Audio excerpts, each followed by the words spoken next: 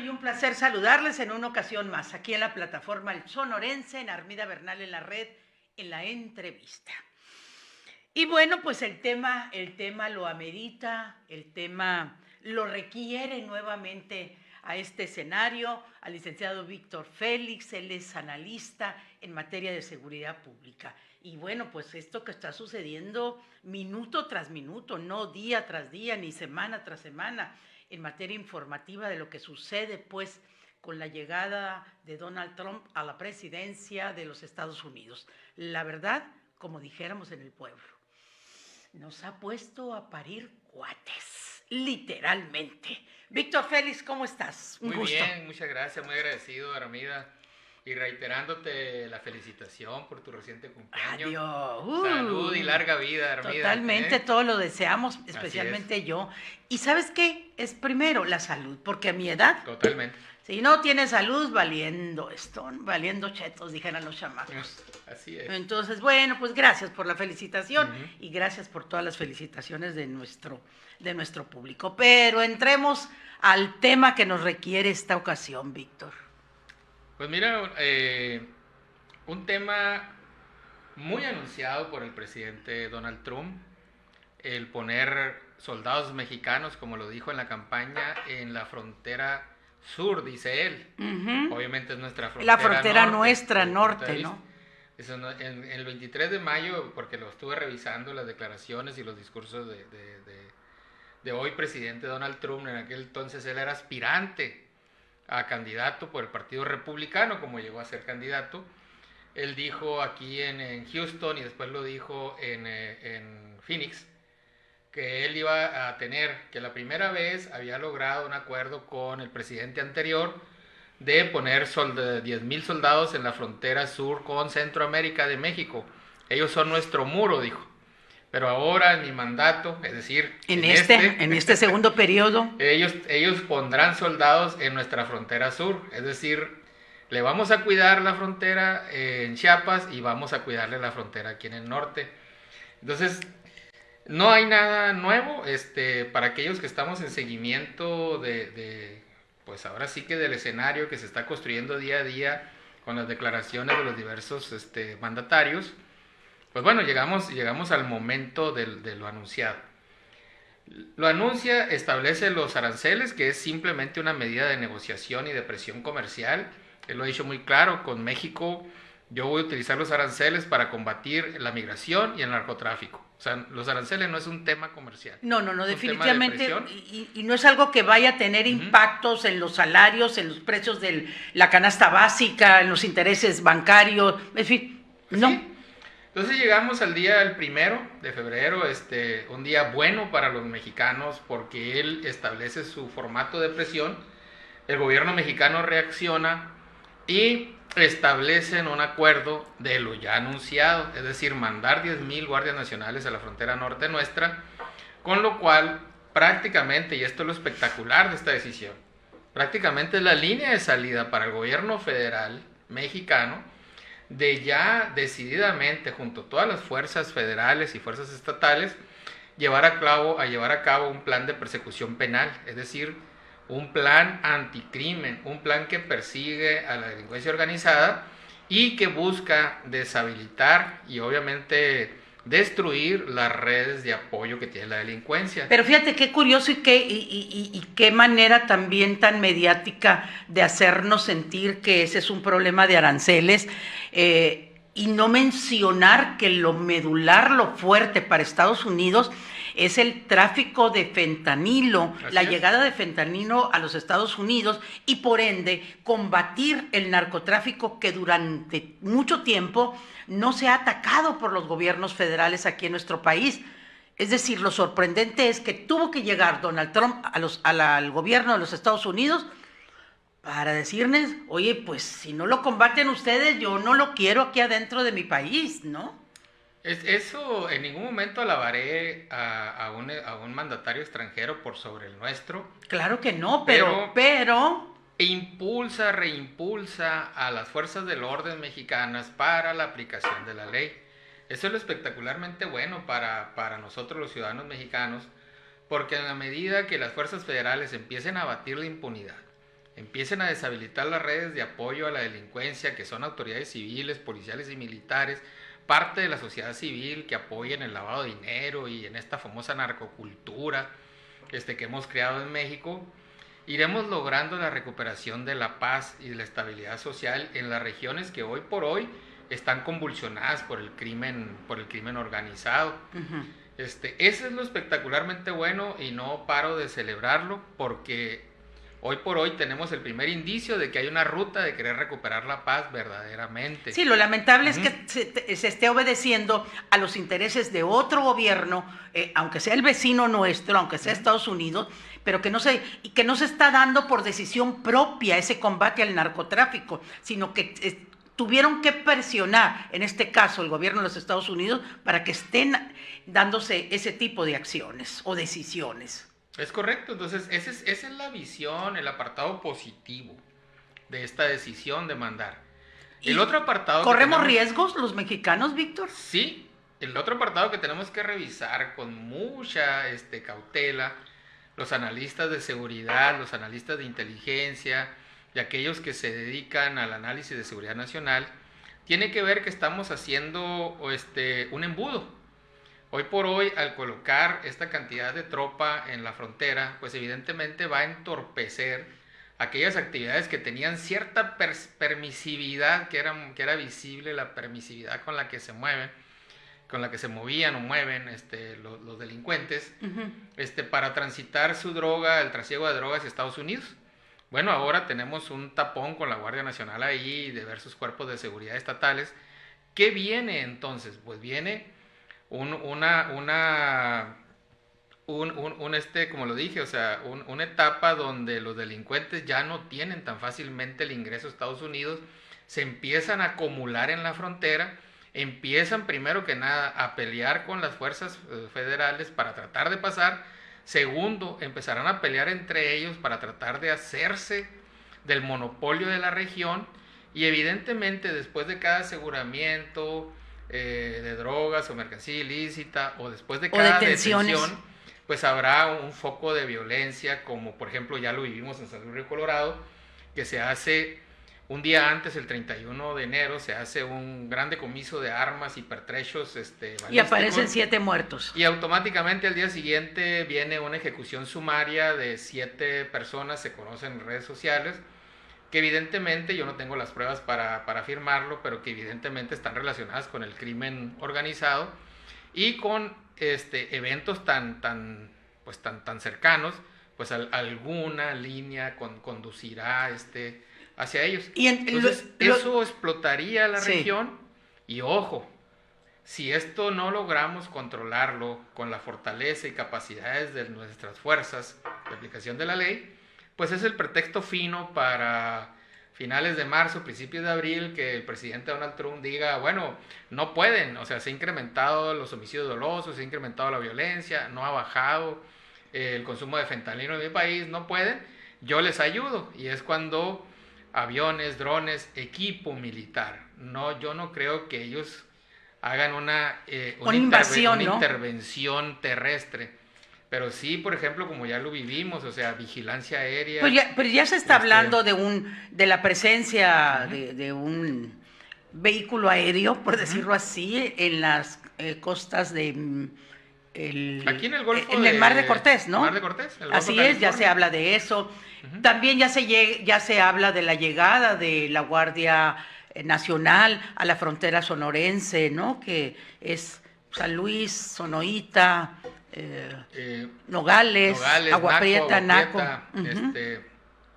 Todos los puntos. Que van a llegar aquí a Sonora, a la frontera de Sonora, 1,500 aproximadamente se habla, ¿no? Es lo que leí en una nota periodística. Pero va a ser 10,000 a lo largo de la frontera norte nuestra, ¿no? Así es, en los estados de Baja California, Sonora, Chihuahua, Nuevo León, Tamaulipas. Uh-huh. Hay un despliegue total, que es lo acordado. Donald Trump ha sido muy claro en sus manifestaciones antes, cuando era aspirante.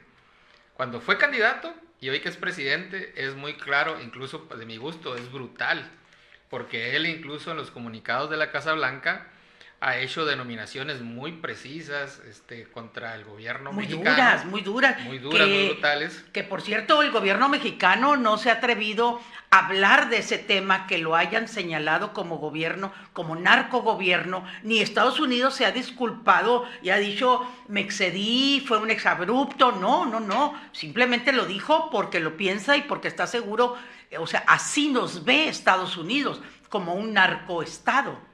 Sí, de hecho, el día de ayer en la tarde, después de que se supo de aplazar la aplicación por 30 días de los aranceles, el vicepresidente Vance de Estados Unidos y el secretario de Estado Rubio, ambos hicieron expresiones en sus redes sociales y declaraciones en el sentido igual, que el gobierno mexicano tenía un control, los cárteles tenían cierto control del gobierno mexicano. Luego entonces ellos no han retirado sus expresiones, México no ha establecido más allá de una narrativa, no ha establecido, lo entiendo porque México no puede negociar con un ¿No está en capacidad? ¿No está en capacidad? No, eso es muy dispar, es asimétrico totalmente la potencia económica y militar de Estados Unidos, no nada más con México, con todo el mundo. Cualquier país del mundo. Yo creo que lo que se le puede acercar un poco es China e India juntos. Se pudieran acercar a la potencia militar que tiene Estados Unidos.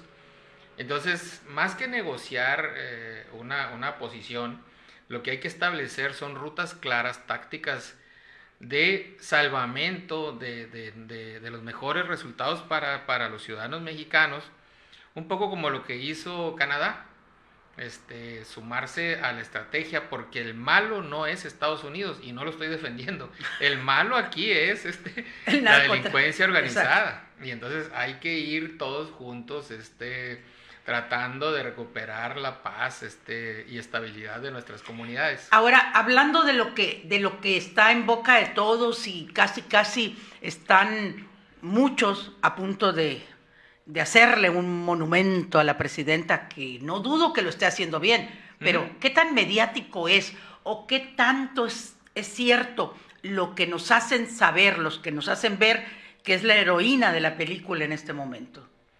No tengo la menor duda que lo ha hecho de manera prudente en muchos de los casos, y sin hacer ningún juicio de valor de la presidenta Claudia Sheinbaum, que, como lo repito, yo siento que ha sido prudente, sí, ha sido objetiva, ha dicho, primero leamos qué se está publicando, eso es lo que se debe hacer. Cabeza fría. Pero quiero traer a parangón un dicho: en la guerra, en la política y en la pesca o cacería, son los 3 lugares donde más mentiras se dicen. Y este escenario, pues es un escenario político y prácticamente es un escenario que roza la guerra. ¿Tanto así? Entonces, sí, o sea, grupos armados de civiles están peleando entre sí e incluso se enfrentan a las autoridades federales y a nuestras autoridades militares y policiales de nuestro país. ¿Tú crees que la captura y la forma como lo hicieron, la captura de del Mayo Zambada, tú crees que esto no fue el principio de esto que está detonando con la llegada del presidente Trump a Estados Unidos? No el principio, pero sí creo que sea una de las consecuencias, porque la delincuencia organizada perdió una de las reglas básicas de operación, que es ser silente, que es que nadie te vea.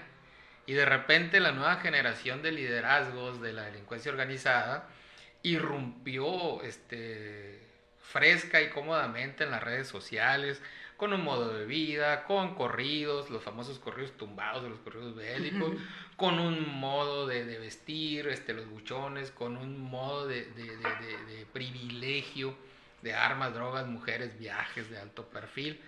Luego entonces eso no lo hicieron ayer ni el año pasado, eso lo empezaron a hacer hace algunos años. Eso automáticamente los puso en el target de las agencias policiales de Estados Unidos, porque sí, prácticamente es un reto. Entonces lo del Mayo Zambada yo lo veo como una operación interna de la delincuencia organizada, tratando un grupo de salvarse del otro. Porque así fue, porque entonces, hasta ahorita todo parece que así fue. Entonces, ¿pero qué sucede? Bueno, me das este personaje de alto relieve, realmente lo que se le está dando al gobierno norteamericano, a las cortes norteamericanas, es un flujo de información de primera mano de cómo operó u opera la delincuencia organizada en México. De tal manera que ya nos venimos a los tiempos recientes y, por ejemplo, el 31 de enero, es decir, la noche anterior de la llamada, que fue el primero de febrero a las 8 de la mañana, hora de Ciudad de México, se detiene al Ricky, que es uno de los sicarios de mayor peso criminal en Tamaulipas, Nuevo León, Coahuila, Durango. Y nosotros estamos, aunque somos mexicanos, estamos lejos de Tamaulipas y se crea un pandemonium en Nuevo Laredo por la detención del Ricky. Entonces, son figuras criminales que en los últimos años tranquilamente hicieron sus operaciones ilícitas, evidentemente, y absolutamente nadie de las fuerzas policiales tenía la destreza o la habilidad para detenerlo. Viene esto y ahora la detención del Ricky yo lo veo así como una muestra de que sí estamos trabajando antes de la llamada. Pero no se corre el riesgo que con la detención del Ricky suceda otro culiacanazo, otro estado de indefensión como está viviéndose en Sinaloa, precisamente a raíz de la detención del Mayo, detonó toda esta guerra interna en el estado. De hecho, la detención de ese liderazgo criminal llevó a una serie de conflagraciones, es decir, enfrentamientos en Nuevo Laredo, que incluso hicieron detener las operaciones aéreas del aeropuerto de Nuevo Laredo, el de Tamaulipas. Y luego todavía queremos negar que no estemos en manos del crimen organizado, ¿no? Entonces, ese tipo de cosas, ese tipo de tensiones, que es un ejemplo bueno a favor del gobierno federal, pues con el paso del tiempo van a ir calmando. ¿Por qué? Porque el Ricky le va a dar información a nuestras ¿El Ricky se va a quedar aquí o también lo van a exportar a ver si no nos cobran aranceles por ello? No sabría decirte porque no conozco el expediente criminal, si tiene el orden de aprehensión por corte norteamericana. Si tuviera orden de aprehensión por corte norteamericana, pues evidentemente sería sujeto a extradición hacia Estados Unidos, pero eso sí no lo sé. Lo que sí sé es que el Ricky puede proveer con técnicas de investigación y de interrogatorio, le puede proveer a nuestras autoridades federales información que permita destruir la red de apoyo de él. Y ahí es donde te digo el primer punto con el que iniciamos, Armida, que eso es lo espectacularmente bueno, porque en la medida que vayamos avanzando, no solamente en la desestabilización de las redes criminales, sino ya su inhibición y desarmarlas, es decir, deshacer las redes criminales, por ejemplo, Nuevo Laredo, Tamaulipas, va a ir recuperando la paz social. No va a ser de un día para otro, porque está muy enraizado, pero sí lo será en un tiempo mediano de 1 año, 2 años, debemos de estar. Acuérdate que Donald Trump tiene 4 años para pasar a la historia. Totalmente. Donald Trump él lo va a lograr en esos 4 años. Donald Trump no tiene ningún impedimento legal, ha ganado todo, ha ganado todos los poderes. Nadie se va a obstaculizar, nadie se va a oponer a eso. Él quiere pasar la historia, él no puede reelegirse, porque Estados Unidos es un gobierno, una nación de instituciones sólidas y fuertes. Él no puede reelegirse. Probablemente sí cree una nueva dinastía, porque pues, tiene el hijo Barron y otros, Ivanka Trump, o sea, Barron Trump, que tranquilamente pudieran tener su legado político. Pero eso ya es historia de otras cazuelas, ¿no? Sí. Pero sí, Donald Trump tiene 4 años para ejercitar, tiene todos los poderes fácticos a su favor, los poderes económicos, los poderes políticos. Y si se sigue conservando con esa actitud, pues, o sea, ahora sí que un autoritarismo visto desde México, ¿no?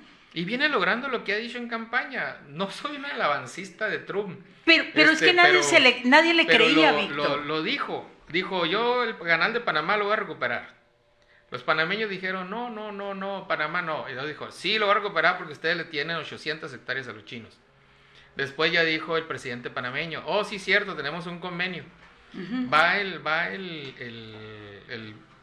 secretario de Estado, el Rubio, a Panamá, y se deshace el convenio de colaboración que tiene Panamá, esa concesión de 800 hectáreas para un lado del canal que tiene Panamá para los chinos, que pertenece al cinturón chino, como se le conoce.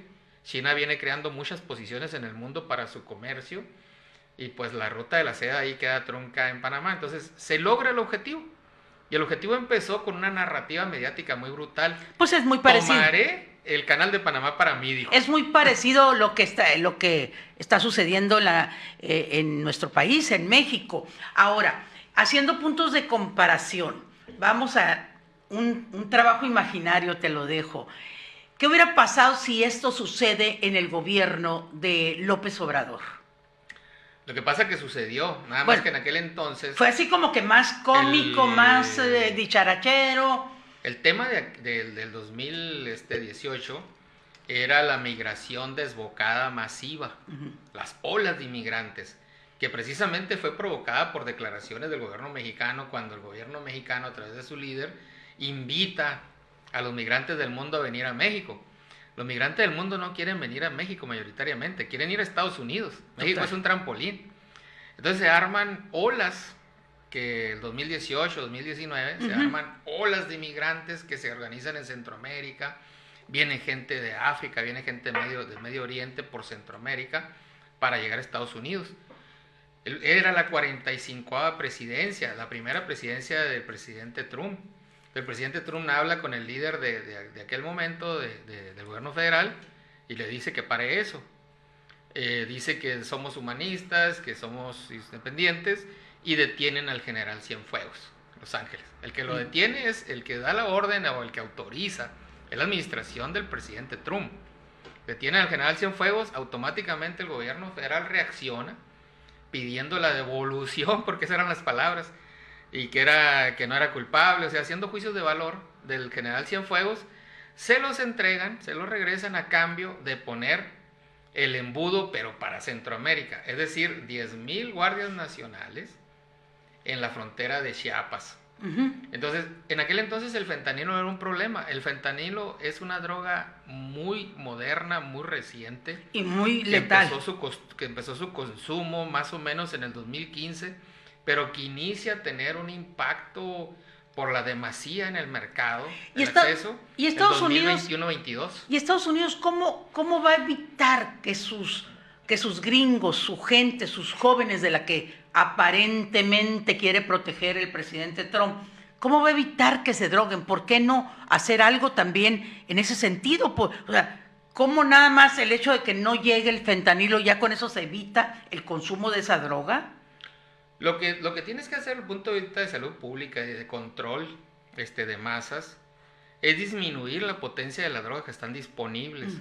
Llegar a consumir fentanilo no lo vamos a hacer ni tú, Armida, ni tu servidor hoy, porque llegar a consumir fentanilo es un modelo creciente que inicia, si tú quieres, con el tabaco, luego con la marihuana, luego con el LSD, luego con la cocaína, luego con la heroína, luego con las metanfetaminas, y por último el cuerpo te pide una droga más dura. Y esa es el fentanilo. Y ese es el fentanilo. Entonces, lastimosamente, las personas que están consumiendo fentanilo ya traen un proceso de consumo que su cuerpo, al generar reacción y control de la droga, va pidiendo drogas más fuertes. ¿No corremos el riesgo que se quede esa droga en México también? Totalmente.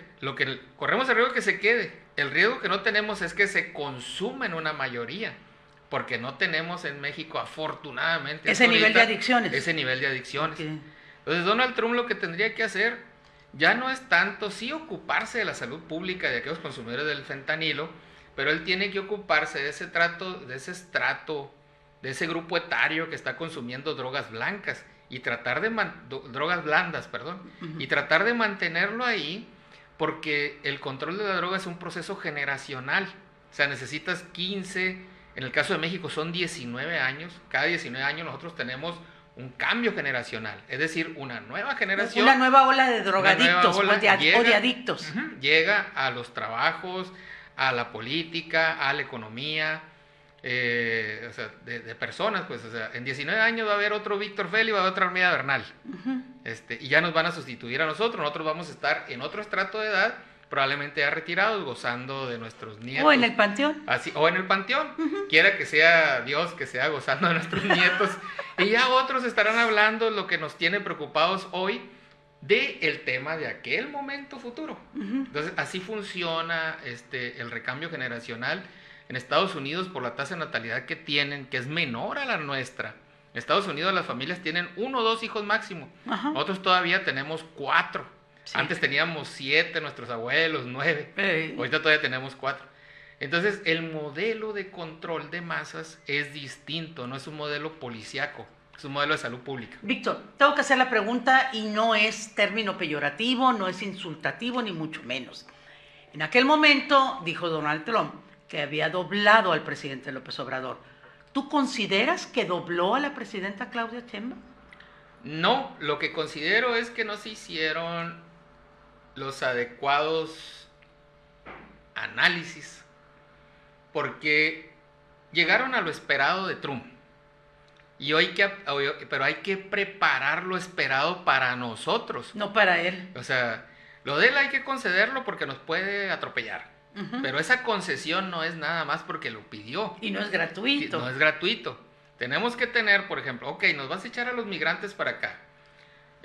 México se está preparando para un programa de recepción de migrantes. Es totalmente insuficiente ese programa de recepción de migrantes, porque el programa de atención a migrantes tiene que ser su recepción y su integración a su comunidad. O sea, de nada le sirve, creo que algo le va a ayudar 1 o 2 días, una tarjeta del bienestar con 2,000 pesos, cuando él viene a ganar $2,000 a la semana. Es lo que necesita reintegrarse económica y socialmente a su comunidad. Entonces, ¿qué tiene que negociar la presidenta Sheinbaum y su equipo de secretarios? Tiene que negociar dinero, recursos, para solventar todo eso. Y sin problema México puede recuperar a los migrantes, no solamente a los connacionales, sino a aquellos migrantes que generan ingenio, que son de otros países. Así es, que desean quedarse en porque la verdad es que también los de los otros países no se quieren ir a sus países. ¿No?